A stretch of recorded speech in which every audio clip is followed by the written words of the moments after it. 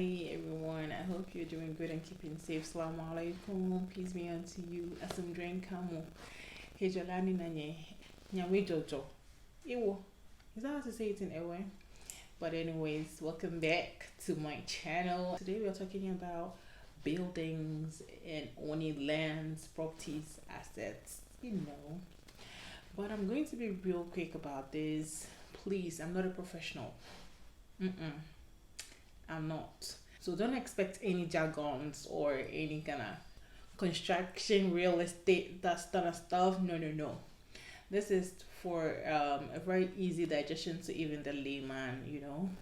Whoever comes across this video should actually find it very helpful, especially if you are planning on buying a land or even going ahead to build your dream house. First and foremost, before making any payments or before wanting to consider buying the land you're talking about, try and check the environment, as in where the land is allocated, to see if it's not in the way of any drains, or should there be any case of floods you're not going to be affected, or just check and see all that, please. It's very important people buy lands and later they cannot live in the houses because floods. Their houses get flooded each time it rains, and you don't want that to be okay. So please, each time you want to buy a land, check the landscape itself. Check how water flows when it rains so you don't get yourself into any trouble, guys. That's tip number one, and it's for free. For free. All right, so tip number 2 is don't buy a land if you don't have 50% of what it takes to develop the land. Yes, I said what I said. I said what I said. I actually mean, don't buy any land if you don't have 50% of what it takes to develop the land. So say I'm going to buy a land at, say, Amazon, okay, and the land is, say, 5,000 cedis. If I don't have extra 10,000 or even 20,000 to start something on the land, I shouldn't buy the land. Do you get me? Don't buy the land if you don't have 50% of what it takes to develop the land. And I'll show you a video of why I'm saying this. There's a back and forth right in my area.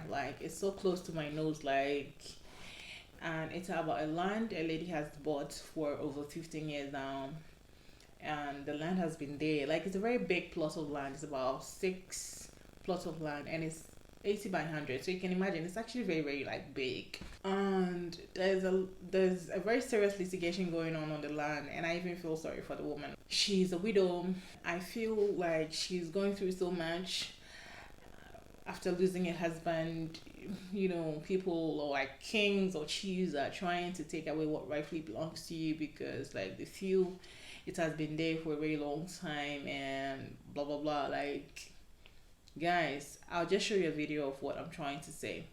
But in the meantime, don't buy the land if you don't have 50% of what it takes to develop it. Just don't buy it. Don't do that. Waste investment. Okay? I think this is clear. Alright, so that's tip number 2 right there. Tip number 3. Before making any payments, try and get a lawyer. Try and get a lawyer. Even if it's a book lawyer, just try and get somebody who knows something about the law and who's going to help you authenticate whoever is selling this land to you, who is going to help you to go to the Lands Commission and try to verify if truly that land is spared to go on sale, or it's actually not in the way of the road, or it's not in any government allocated lands for future whatever. Try and get a lawyer to help you. Sometimes when we hear a lawyer, lawyer, yeah, it's helpful when you get people who actually know the law and what the law says about acquiring some of these things. So it's not to say you are going to pay huge or anything. Even sometimes getting their advice, just telling a lawyer, engaging them on the decision you want to take and all of that is actually quite helpful. Right, so that's tip number 3. Tip Number 4. Before payments, make sure you're not only passing around. Okay, so let's say you want to make payments of this set land, you're interested, you've checked it, everything is okay, now you are in for it, you want to just get it. Please try to get somebody with you, your witness and your lawyer, or someone, okay? Someone you really, really, really trust, to be around to witness this set thing. You can even record some of these events, especially when you're handing over the money to the chief or whoever is selling the land to you. Like, get some of these evidence. Sometimes it goes a long way. Tip number 4. Now, tip number 5.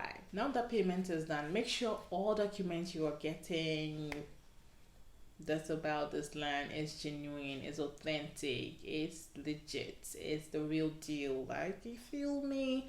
Don't take any fake documents, okay? That's why you need a lawyer. So making sure that everything you're taking is like the real deal, so you not be fooled. Make sure all the documents, everything you're having is authentic. And oh, lest I forget, please, the name you put on your documents is actually very important. Make sure that this name is going into all other documents. It shouldn't just be on the land documents. We can find his name probably on your passport, on your voter's ID, on your will, like any other important documents you've got. Make sure that like that name kind of corresponds. Like, you get it. My English is not good, forgive me. So use a name that can be easily accessible should in case something happens. Start developing your land like your life depends on it. Develop this land like your life. Guys, I know sometimes when you're investing into building stuff, it's really, really challenging because the money that goes in does not come back. And it's crazy. It gets you so tight and you're like, Charlie. Listen, it's tough, I know. But when you get the land, if nothing try and get to the lintel, like the kind of window level. Yes, try and get there, and then you can rest. You can rest for like 6 months, 1 year, any how long you want to rest, you can rest. But don't buy the land and leave it ajar. Don't buy the land and just leave it to breathe. No, buy the land and start working on it ASAP, like ASAP. Like, you get me, guys? The money you are investing in this is a very long-term investment. Something like, you don't get the money up front, especially if you're doing for like say apartments, hostels, or hotel, or anything, any project apart from your own home, like as in your personal home. It's draining, guys. I'm not building, but I know people who are building, and I'm handling building issues for like some 2 close pals of mine, and I'm also supervising one that is very close to me, so I kind of know what goes into it. Try as much to build something on the land. And I know people don't take fencing so seriously. Like, you buy the land and then you get your fence, like you wall it and you gate it. It's very important. This is one thing I have, like, this one big difference I realized between the Ashantis and the Gans. I'm a Gan. I've lived in Accra all my life, like say 30 years of my life in Accra. Because like this is my 3rd year. I'm almost in my 3rd year in Kumasi here. And I've noticed something about the Ashantis. When they buy a land, immediately they buy the land. They build a fence around it. Yes. They protect their land. They protect their properties. Unlike my Ghana people, that the land will be there, and then they'll build some chamber and hall self-contained in the corner, and then later in the future, someone will come and steal some parts or some portion of their land, and then they'll be doing train. Someone will go and do someone to pay bemoko. Oh, why minister? We don't need all that. The moment you buy the land, just try and fence it. When you see car to assassin, won't mean boss assassin who buy any other now to assassin. Like, why did you just go into buy at the first place? If you cannot protect the land, you don't need it. If you cannot protect it, you don't need it. So try as much as you can to always fence your land before you start working on it. That's tip number what? Is it 6? Moving on. Don't hassle with people when they come on your land that you should pay something to them. Okay, there are some people that when you start digging on your land, they're going to come around that you should pay an X amount of money, and if you don't pay it, they're not allow your guys to work, and then you be there and you receive a call that's, hey, some people have come here, blah blah blah. If you go, please take it easy. Take it easy. Don't go and start yarning your mouth. You're going to be in trouble. If you go and they say pay 5,000, beg them you will pay 2,000. If they say pay 2,000, beg them you pay 1,000 or 500. That's what you have. Just beg them. Okay, they're going to leave you to work. I don't even know why they do that, but just don't stress it. Don't say I'm going to report you to the police. By the time you get to the police, you've already spent more than the money they are demanding from you. So when they come to you, well, when I was there, they call themselves what they say they are Asafuacheme or whatever. Like, I don't know. In Ghana, Asafuacheme literally means people that protect the land. If the king takes, or if the chief takes, say 10,000 and sold the land to you, they're also going to take like say 1,000 or 1,500. Just pay, just give it to them, let them go. Problem solved. Please, don't. I know what I'm saying. It was messy that day. It was messy. I cried. I cried that day. It was some people. I won't pay you man you. It's him who say I know we do not cry. Anyway, so moving on. Now that you started building, take your time, okay? Like, take your time and build. You have fenced your property, it's gated. Nobody can now anybody that gets into your property has trespassed. You get it. So now you know that your property is safe. You've built up to a point, window level, that's called a lintel or something. Up to that point, take your time. Now, the foundation stage alone is no joke, especially if you're putting up a story building. The foundation stage is no joke. You'll be there like, hey, it's a cement near to go from say. Like, that's a lot of money, guys. But just relax, okay? Take it easy. It's all for the good of the building, because when a building has a very solid foundation, like you don't shake whatever you put on it. You're like, I got a solid foundation. You get it. So take it easy and build. Don't rush it, because the money that goes in is not coming out anytime soon. So just relax and do everything at your pace. Just slow down, okay? But if the money is there to fuel it, pump it, why not? Like, just do it. You can build within 6 months, within 3 months, within 1 year. Depends on the kind of project we are looking at. If the money is there, just push it in and get your job done. But if you are a broke ass woman like me, you want to take your time and take a deep breath, and just continue when you have regained enough strength to continue. I mean, there's no rush. Are we learning something? Okay, so moving on.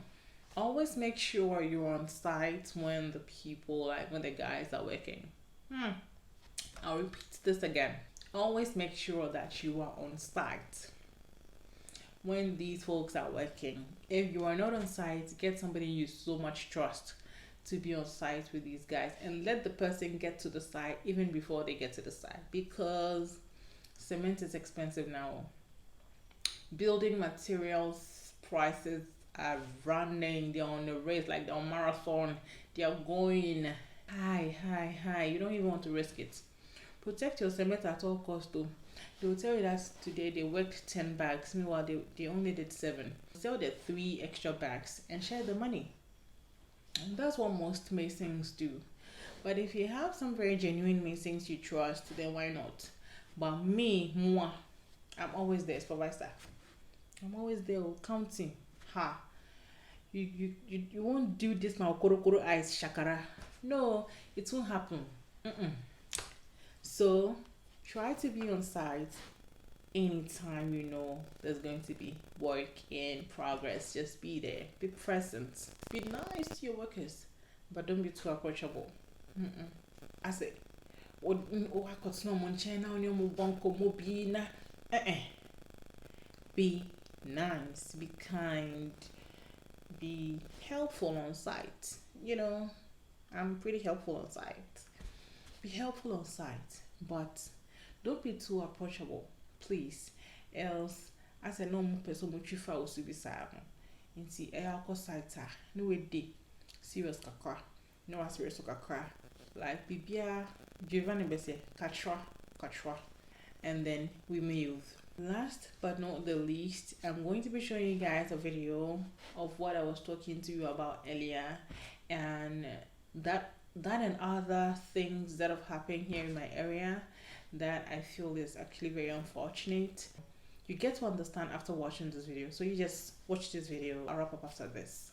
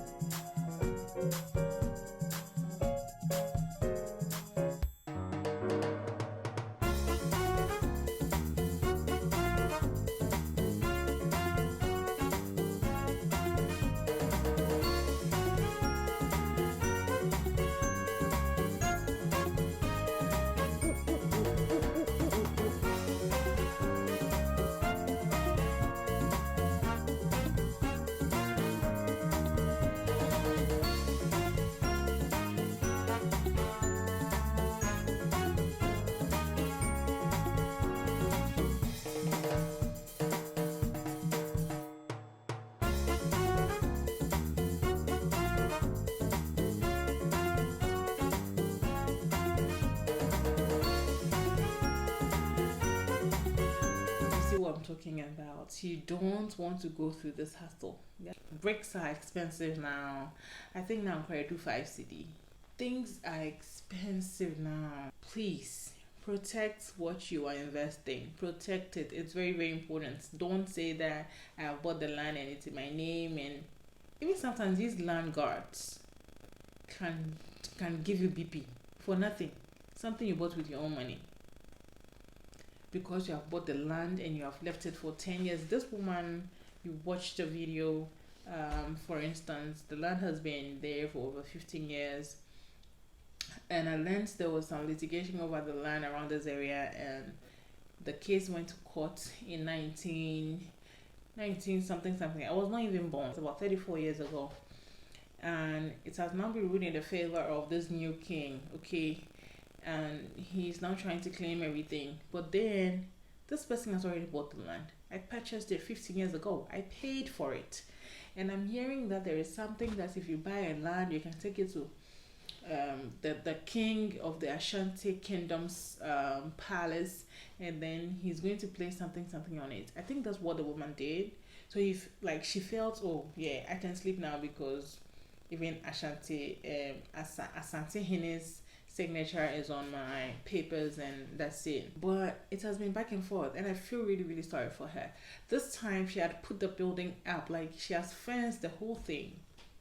They came the first time, and this is the second time they are coming. And this second coming is actually disastrous than the first time, because this time they had, if the wall is like done, the only thing they had to do was to just fix the gates, and then that's it. And they came and messed everything up.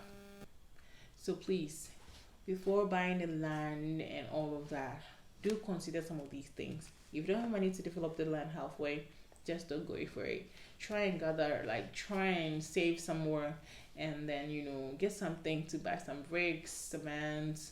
And so right after buying the land and authenticating everything, you just start your building. And please, when it comes to electricals, I want to say this before I say bye-bye. When it comes to electricals, wiring your house and all of that, cheap is expensive. Don't buy cheap wires. Don't buy cheap wires for your house. No, don't buy cheap wires. I know what I'm saying. Buy the expensive wires. They'll save you a whole lot of damage, a whole lot of drama, a whole lot of emergencies. Buy very good approved wires that are highly recommendable by the professional electricians, because the moment there's fire and the wire gets it, and it's not a good wire, you know what happens? Everything is going. Your furniture is going, your TV sets, your fridges, your everything, your money. Probably you have money in the house, it's gone, everything. And after buying it, engage a good professional electrician to take care of the fixing and the wiring procedures for you. It all comes into the getting a good and a sound, safe environment for yourself and your family, or even for your tenants if you're giving it out for rent for your tenant or whoever is going to be occupying the space. Just look out for expensive and good quality stuff when you're installing stuff in your building. I hope you did learn a thing or two from this video. I hope you find this video quite insightful and educative. Thank you so much for watching. So like coming away again with another video. It's bye from me. Assalamu alaikum. Peace out. Bye.